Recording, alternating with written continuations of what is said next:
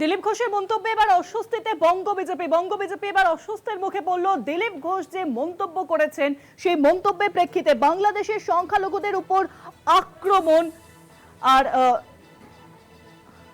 সেই ইস্যুকে সামনে রেখে দিলীপ ঘোষের বক্তব্যে অস্বস্তিতে এবার বঙ্গ বিজেপি। বাংলাদেশের সংখ্যালঘুদের উপর আক্রমণ, অরাজকতা, দীপু দাসকে পিটিয়ে জ্বালিয়ে খুন, বাংলাদেশের ঘটনায় কেন্দ্রের পদক্ষেপের দাবি এবার দিলীপ ঘোষের।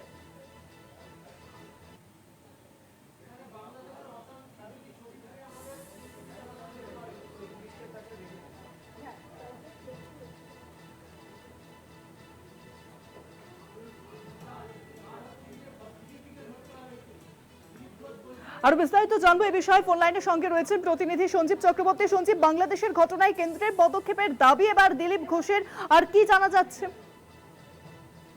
উত্তর চব্বিশ পরগনার বসিরহাটের যে বাদুড়িয়া ব্লকের ঈশ্বরের মলয়াপুরে যে দিলীপ ঘোষ এসেছিলেন, সেখানে একটি বরাবরই শীতকালীন তিনি মৎস্য শিকারে আসেন। সেখানে গিয়ে তিনি সাংবাদিকদের মুখোমুখি হয়ে বলেছেন যে বাংলাদেশের দীপু অর্থাৎ দীপু দাস হত্যার নিয়ে যে গোটা দেশ যখন সরব হয়েছে, তখন এখানে কেন্দ্রকে চুপ করে বসে থাকার সময় নেই। অর্থাৎ তিনি বলেছেন যে কূটনৈতিক চাপ দিতে হবে এবং যেভাবে ওখানে সংখ্যালঘুরা অত্যাচারিত হচ্ছে এবং মারধর করে পুড়িয়ে মারা হচ্ছে, তাতে কিন্তু তিনি ঘুরপথে তিনি কেন্দ্রকে নিশানা করে বলেছেন যে চুপ করে বসে থাকার সময় নয়, এখন কূটনৈতিক চাপ দিতে হবে, এই কথা তিনি বলেছেন। পাশাপাশি এটাও তিনি বলেছেন অনুপ্রবেশ নিয়ে যে বারবার যে তিনি এটাও জানিয়েছেন যে স্বাধীনতার আগের থেকে এই অনুপ্রবেশ হচ্ছে গোটা বাংলায়, বিশেষ করে বাংলার দেশের বিভিন্ন প্রান্তে।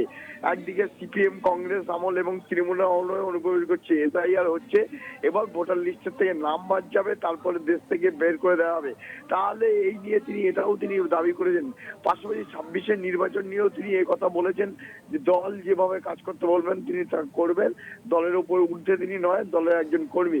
কিন্তু প্রশ্ন হচ্ছে তিনি বাংলাদেশ নিয়ে যেভাবে দিলীপ ঘোষ সামনে এনে বলেছেন, অর্থাৎ একদিকে তিনি যেভাবে হয়েছে তাতে গোটা দেশ বারবার বিক্ষোভে ফেটে পড়েছে।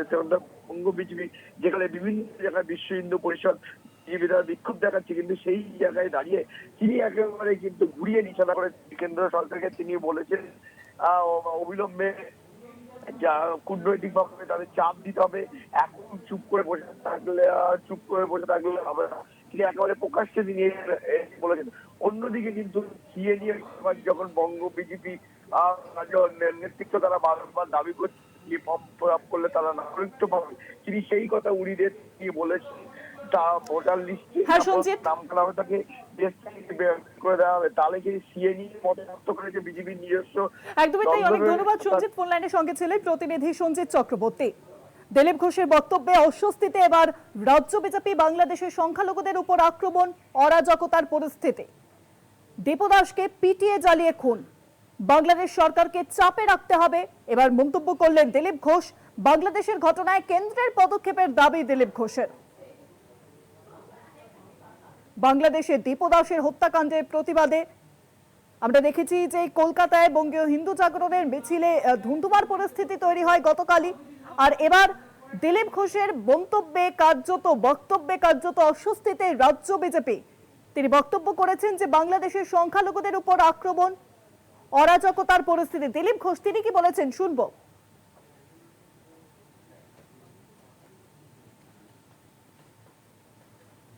এখন কিছু গোষ্ঠী যারা এই সুযোগে তাদের স্বার্থ সিদ্ধি করার চেষ্টা করছে। দীপুর জমি দখল করতে গেছিল ওখানে কিছু বদমাইশ লোক, সে বাধা দিচ্ছিল বলে তাকে মেরে ফেলা হয়, জ্যান্ত পুড়িয়ে দেওয়া হয়। কারণ কি ওখানে কোনো সরকার নেই, কোনো আইন কানুন নাই, যে যা ইচ্ছা করছে এই সুযোগ নিয়ে। তো সেই জন্য আমাদের দেশের সরকারেরও এখানকার উপরে চাপ দেওয়া উচিত কূটনৈতিকভাবে, কারণ এটা চলতে পারে না। বিনা কারণে নিরপরাধ নাগরিকদের উপর অত্যাচার হবে।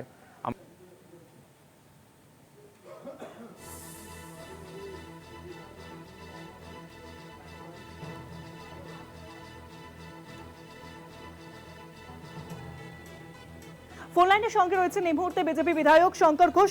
শঙ্করবাবু, কলকাতা টিভিতে আপনাকে অনেক স্বাগত। দিলীপ ঘোষ তিনি মন্তব্য করেছেন যে বাংলাদেশ সরকারকে চাপে রাখতে হবে, বাংলাদেশের ঘটনায় কেন্দ্রের পদক্ষেপের দাবি তুলেছেন দিলীপ ঘোষ। আপনার মতামত?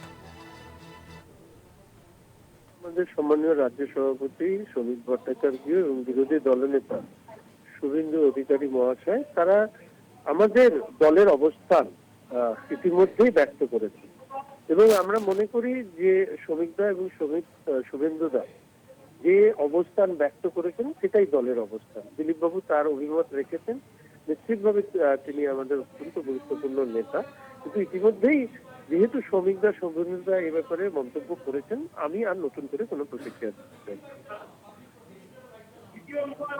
অনেক ধন্যবাদ শঙ্কর বাবু। ফোন লাইনের সঙ্গে ছিলেন বিজেপি বিধায়ক শঙ্কর ঘোষ। দীপু দাসকে পিটিয়ে জ্বালিয়ে খুন, বাংলাদেশের সংখ্যালঘুদের উপর যে পরিস্থিতি, অরাজকতার পরিস্থিতি তৈরি হয়েছে, বাংলাদেশের সরকারকে চাপে রাখতে হবে। আমরা আরো একবার শুনে নেব দিলীপ ঘোষ কি মন্তব্য করেছেন, শুনুন।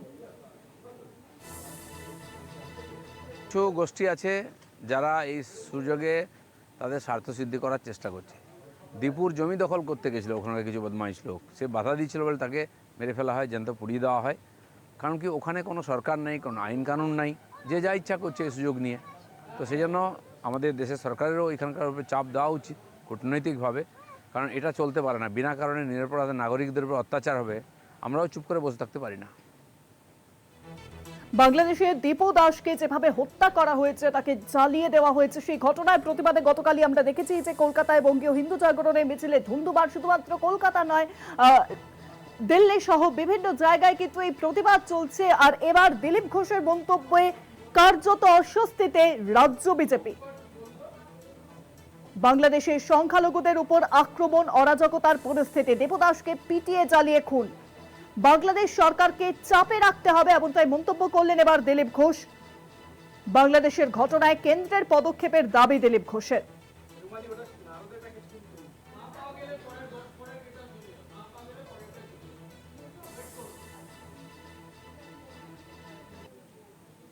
দিলীপ ঘোষের বক্তব্যে অস্বস্তিতে রাজ্য বিজেপি। বাংলাদেশের সংখ্যালঘুদের উপর আক্রমণ, অরাজকতার পরিস্থিতি, দীপু দাসকে পিটিয়ে জ্বালিয়ে খুন, বাংলাদেশ সরকারকে চাপে রাখতে হবে এমনটাই মন্তব্য করলেন এবার দিলীপ ঘোষ। এবং তার জেরেই কিন্তু এবার অস্বস্তিতে বঙ্গ বিজেপি। পাশাপাশি তিনি বলেছেন যে বাংলাদেশের ঘটনায় কেন্দ্রের পদক্ষেপ দাবি করেছেন তিনি।